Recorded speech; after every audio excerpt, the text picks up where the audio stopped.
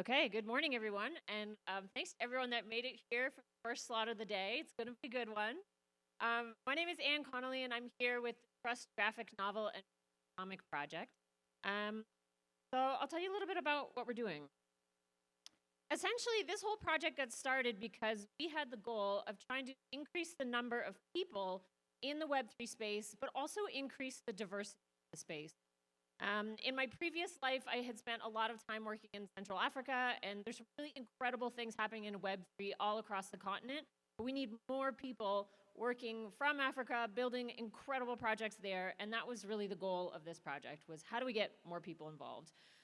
And so I partnered with Chief Nyamoya, who's this incredibly talented graphic novel artist out of Nairobi, and together we decided that one of the best ways that we can get people on board is through storytelling, through helping them see a version of their life, but in a kind of fun narrative that helps them learn blockchain along the way. So that's essentially what we've done.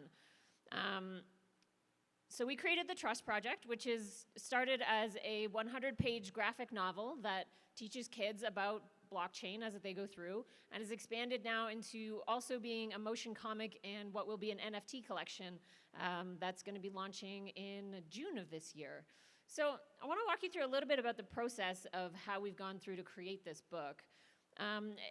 First off, it started with the inspiration that Chief had around the Wahenga necklace, which is this very traditional necklace worn in the Maasai communities in Kenya, where he's from. And one of the beautiful narratives that he came up with was really this idea that every bead in this necklace is an important part of that community's history, just the same way that every block in the blockchain is this important record of our community and the history of those transactions.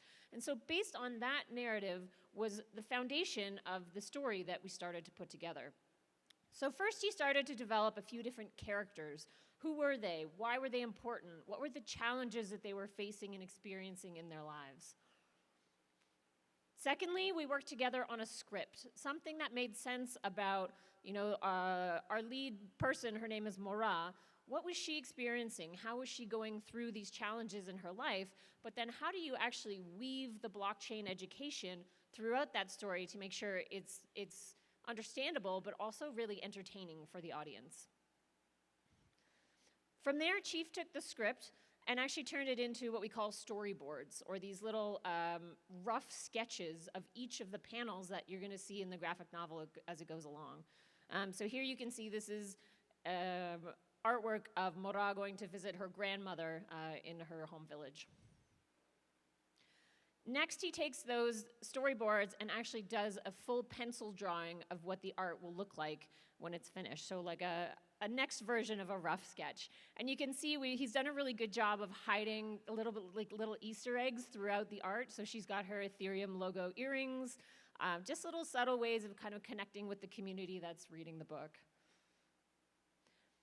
So the next stage then is Chief takes his pencil art and actually digitizes it and shades in all of the artwork. And I'll show you a little panel of what that sort of looks like.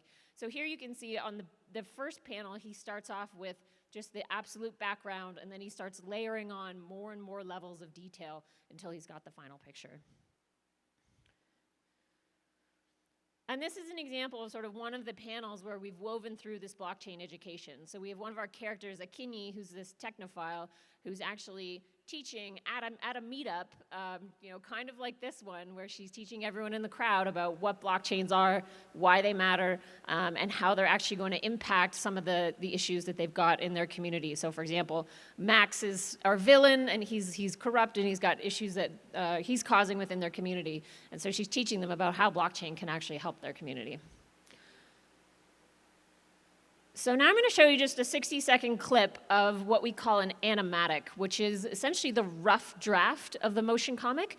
So it's a way for the animators to sort of plot out what they're going to do before they get the final art and can work out any kinks around where people are going to go or what movement's going to happen. And it's a very specific style of art, a motion comic, that's a little more like 2D type movement. So I'll play this for you. So here, Mora and Akinyi are riding their motorcycle to the Cosmos Hackathon space. You can still see the kind of sketchiness of the art here a little bit, but it just shows essentially the rough movement.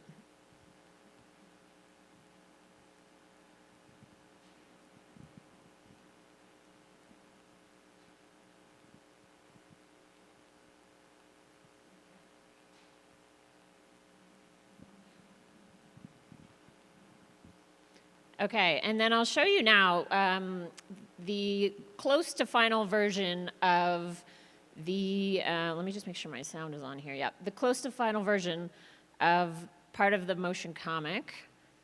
And this is a scene, again, that we had seen previous in some of the storyboards where Mara goes to visit her grandmother.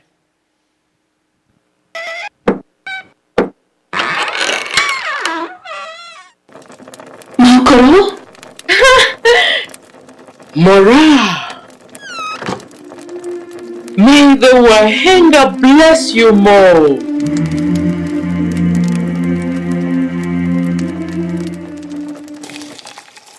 Maokoro, your necklace is so beautiful. Thank you.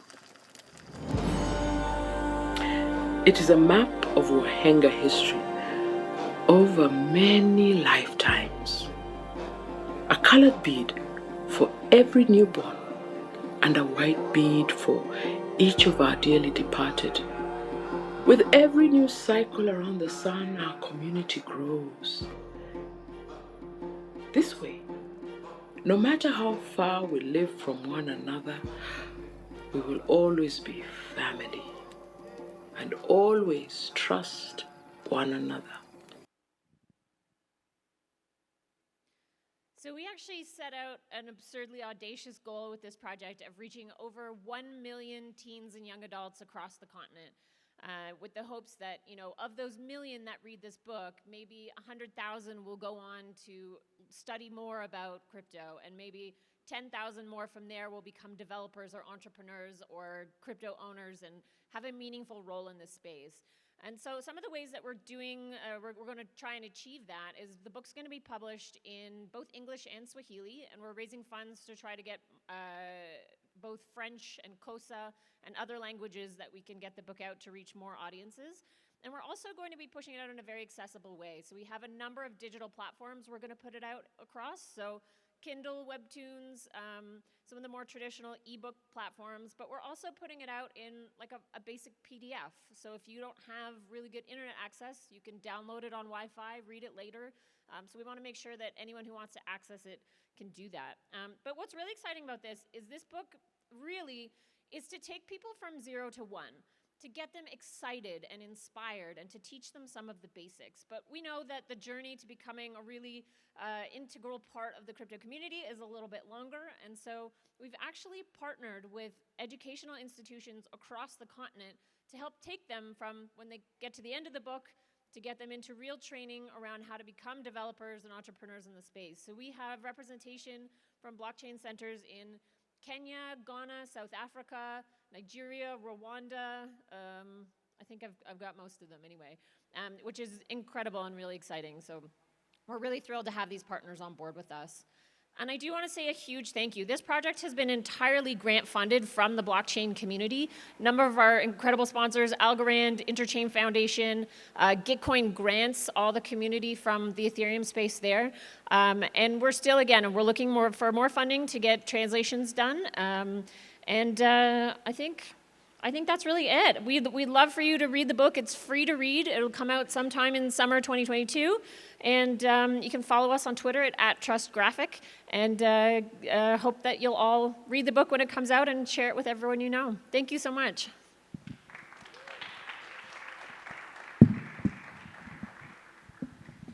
Does anyone have a question for Anne?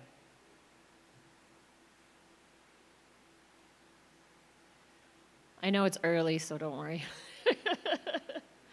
Yes.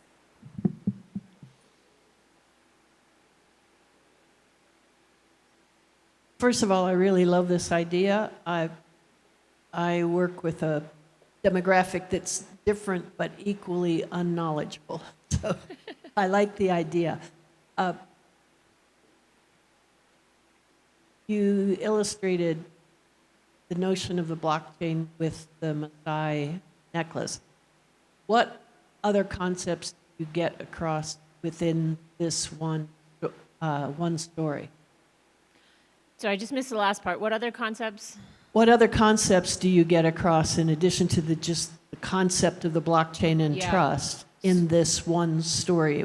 What is getting from 0 to step 1? Yeah, absolutely. So we look at everything from the basics of what a blockchain is, what is decentralization and why does that matter? We look at sending cryptocurrency and how you can do that. We look at, we highlight a couple of examples like energy, how you can do decentralized energy, decentralized voting, decentralized land rights. And then the big focus of the story is this community creating a DAO so that they can self-govern, which fundamentally is the way that they governed before the colonialists came in and tried to impose, these other governance mechanisms on them. So part of what we wanted to do was to really just drop as many little nuggets that people could pick up on and say, oh, decentralized energy, that's really cool, I'm interested. I'm going to go research more about that later. But the DAO element was really the one that we've dove into a little bit more deeply.